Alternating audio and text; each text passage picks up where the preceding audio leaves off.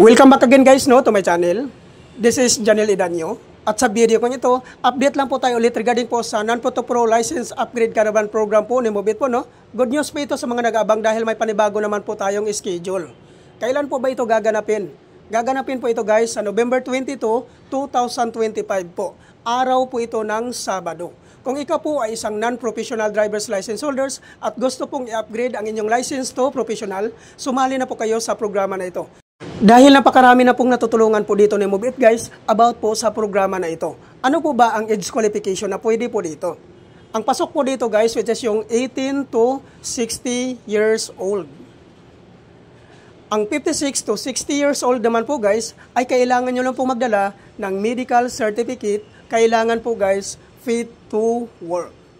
Yan po ang age qualification na tinatanggap po dito ni Move It guys, no? At ano naman po ang mga requirements na kailangan po nating i-prepare before po tayo pumunta sa Move It Training Facility po sa Marikina City.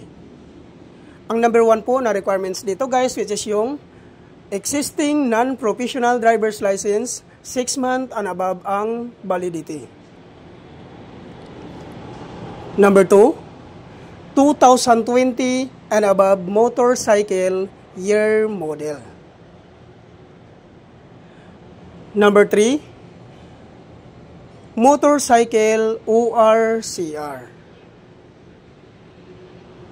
Number 4, NBI clearance.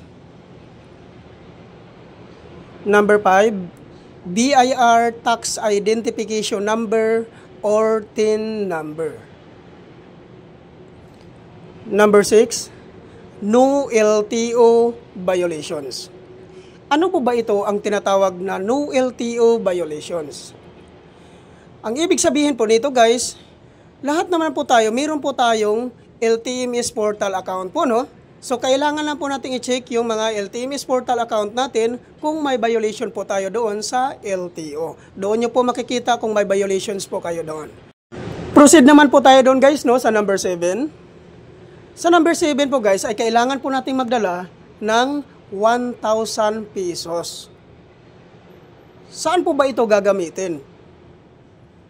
Ang 1,000 pesos na ito guys, ito po yung ibabayad natin sa medical at sa LTO processing.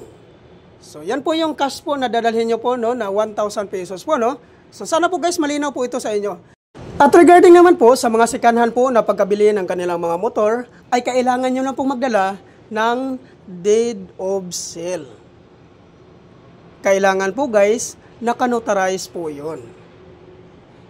At tungkol naman po doon sa mga hindi po nakapangalan sa inyo yung mga motor, ay kailangan nyo lang pong magdala ng authorization letter.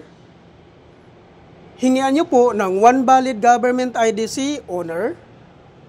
Ipotocopy nyo po at papirmahin nyo po ng 3 beses. Yan po lahat ang mga requirements, no, na kailangan po nating i-prepare before po tayo pumunta sa Move It Training Facility po. Saan po ba ito matatagpuan? I-pin location nyo lang po guys sa inyong mga Google Map ang Grab Warehouse Marikina.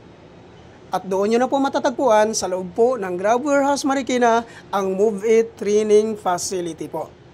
Sana po guys, no, nakakatulong po ito ang update ko natin sa inyo, no. Lalong-lalo na po sa mga nag-aabang po nitong license upgrade caravan na ito, no, dahil napakarami pa pong nag-inquire dito po about po sa license upgrade caravan na ito. Kaya po, wag nyo na pong sayangin ang pagkakataon na ito. Thank you for watching.